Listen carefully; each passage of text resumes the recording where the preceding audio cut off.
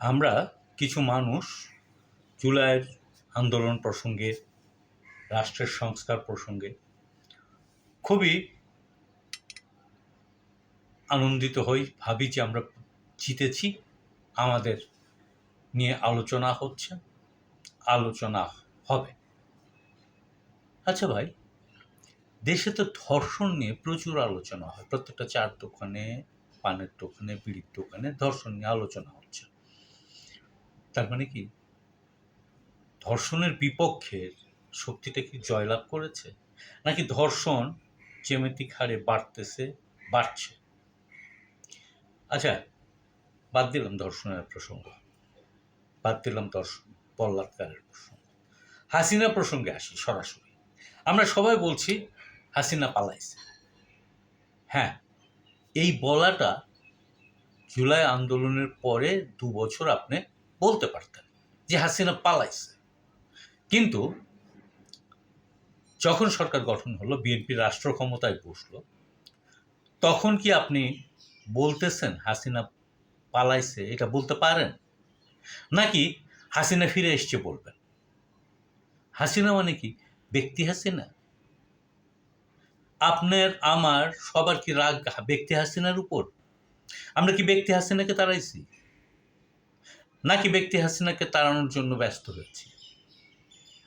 সবাই চেয়েছে, জুলাই আন্দোলনও চেয়েছে একটা সাম্যের বাংলাদেশ, মানে বৈষম্যহীন বাংলাদেশ। আজকে বিএনপি সরকার যে নীতি নৈতিকতা দিয়ে রাষ্ট্র পরিচালনা করছে, তাতে হাসিনার যে রেজিমটা ছিল, সেই রেজিম থেকে এক চুল সরে এসছে, নাকি আরো কঠোর হয়েছে?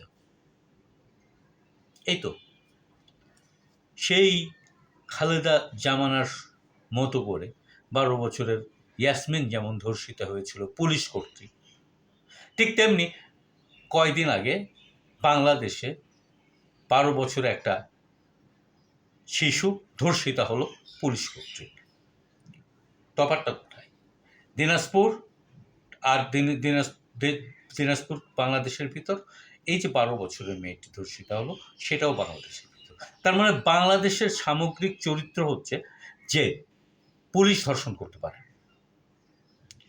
জাতীয় দলের ক্রিকেটারকে পুলিশ পেটাতে পারে, বেধড়ক পিটাতে পারে, সরকার আঙুল চষে। এই একই কাজ হাসিনা করত। হ্যাঁ, কোনো একটি ঘটনা ঘটে গেলে মানুষের স্মৃতিতে কাজ করে, মানুষের স্মৃতির মধ্যে থাকে, এবং একটা সময় মনের গহীন কুঠিরে সেটা প্রায় সুপ্ত হয়ে থাকে, আবার সময় সুযোগ পেলে সেটা নাড়া দিয়ে ওঠে। কিন্তু এইটা যখন একটা মানুষের মনের ভিতর স্মৃতির মতো গেঁথে থাকবে, আটকে থাকবে, তখন আমরা বলতে পারবো যে বলবো যে না, জুলাই অনেক পরিবর্তন করে দিয়েছে। 71 একটা স্বাধীন দেশ দিয়েছে, মুক্তিযুদ্ধ আপনাকে একটা স্বাধীন পতাকা দিয়েছে, 71-এর মুক্তিযুদ্ধ আপনাকে একটা জাতীয় সঙ্গীত দিয়েছে, এবং 71-এর মুক্তিযুদ্ধ আপনাকে একটা স্বাধীন রাষ্ট্র বানানোর সকল রকম সুযোগ ও সুবিধা নিশ্চিত করে দিয়েছে। 72-এ যে সরকার গঠন করলেন, সেই সরকার 71-কে মনে রেখেছিল, 6 দফা মনে রেখেছিল, 11 দফা মনে রেখেছিল, নাকি মুক্তিযুদ্ধের ঘোষণাপত্রের সেই সাম্য, মানবিক মর্যাদা ও সামাজিক ন্যায় বিচারের বাংলাদেশ তৈরি করতে পেরেছিল? হ্যাঁ, এটা মুক্তিযুদ্ধের আদর্শ ছিল, লক্ষ্য ছিল, সাম্য, মানবিক মর্যাদা ও ন্যায় বিচারের বাংলাদেশ বানাবে। তার মানে কি মুক্তিযুদ্ধের আপনাকে যে স্বাধীন দেশ দিয়েছে, এটা মুক্তিযুদ্ধের পরাজয়? একটা পতাকা দিয়েছে, এটা মুক্তিযুদ্ধের পরাজয়? একটা জাতীয় সঙ্গীত দিয়েছে, এটা মুক্তিযুদ্ধের পরাজয় না বিজয়? কিন্তু যখন একটা স্বাধীন রাষ্ট্র গঠন করতে মুক্তিযুদ্ধ ব্যর্থ হয়, তখন কি আপনি বলবেন যে মুক্তিযুদ্ধ ব্যর্থ হয়েছে, বিফলে গেছে, পরাজিত হয়েছে? হ্যাঁ, যেটা করতে চেয়েছে সেটা করতে পারেনি, ব্যর্থ হয়েছে। কিন্তু মুক্তিযুদ্ধ বিফলে গিয়েছে, পরাজিত হয়েছে, এই কথাটা তো আমরা বলতে পারি না। বাস্তবতা হলো এই যে হাসিনা রেজিম এবং বর্তমান বিএনপি রেজিমের মাঝখানে যে সময়টা, সেই সময়টাকে আমাদের শাসক গোষ্ঠী নাই করে দিয়েছে। এই কথাটা আমরা বলতে পারছি না। কেন বলতে পারছি না?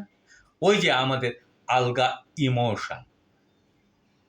ইমোশনের কারণে আমরা বলছি যে জুলাই সফল হয়েছে, জুলাই সার্থক হয়েছে, জুলাই আন্দোলন মানুষের সংস্কৃতি চেঞ্জ করেছে। না, জুলাই আন্দোলন মানুষের চিন্তা চেঞ্জ করেছে, কিন্তু রাষ্ট্র পরিচালনার যে পদ্ধতি, রাষ্ট্র পরিচালনার যে সংস্কৃতি, সেখানে কোনো আঁচড় কাটতে পারে নাই।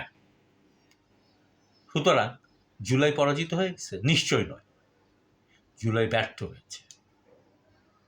পরাজিত হওয়া এবং ব্যর্থ হওয়া, ফেল করা এবং ডিফিটেড হওয়া, এর মধ্যে তফাৎ আছে। সেটা যেভাবেই নেন, ভাষার রাজনীতি করেন, ভাষার কচকচানি করেন, যাই করেন, আর গা বাঁচানোর রাজনীতি করেন, যা করেন না কেন, কথাটা এই যে হাসিনা রেজিম এবং এই বিএনপি সরকারের মাঝখানের যে সময়টা, সেই সময়টাকে নাই করে দিয়েছে এই বিএনপি সরকার, এবং হাসিনার রেজিমেরকে পুরোপুরি বহাল রাখছে। হাসিনা বাংলাদেশে থাক বা না থাক, হাসিনা বহাল তবিয়তে বাংলাদেশে আছে। তার উপস্থিতি নাই, তার মানে এই না হাসিনা বাংলাদেশে নাই। হাসিনার যত রকম কলকবজা, যত রকম ক্রিয়াকর্ম, সব বাংলাদেশে বহাল, এবং বহাল তবিয়তে সেটা চলছে। নাইমের মতো জাতীয় ক্রিকেটারে পুলিশের এসআই বেধড়ক পিটাতে পারছে। হ্যাঁ, আপনি বলতে পারেন যে পুলিশ সংস্কারের দরকার ছিল, এই পুলিশ সংস্কার না করে আমরা কতটা ভুল করেছি। আপনি বলতে পারেন রাষ্ট্র সংস্কারের দরকার ছিল, সেটা আমরা সংস্কার না করে কতটা ভুল করেছি। নির্বাচন ব্যবস্থা সংস্কারের দরকার ছিল, সেটা আমরা সংস্কার করতে পারিনি, জন্যই আমাদের গণভোট, হানা ভোট, সংবিধান সংস্কারের যে ভোট, সেটাকে লাথি মেরে ফেলায় দিতে পেরেছে এই বিএনপি রেজিম বা বিএনপি সরকার। তাহলে বিএনপি সরকার এবং হাসিনা রেজিম, এই দুটোর মধ্যে আপনি তফাৎ কোথাও খুঁজে পাচ্ছেন? বলতে পারে না হাসিনা বাংলাদেশে নাই, হাসিনার আওয়ামী লীগ বাংলাদেশে নাই, এটা আপনি বলতে পারছেন? যদি আপনি বলেন, তাহলে আপনি রাজনীতিতেই নাই। আপনার রাজনীতি আসলেই রাজনীতি না, এটা একটা ক্ষমতা দখলের লড়াই মাত্র।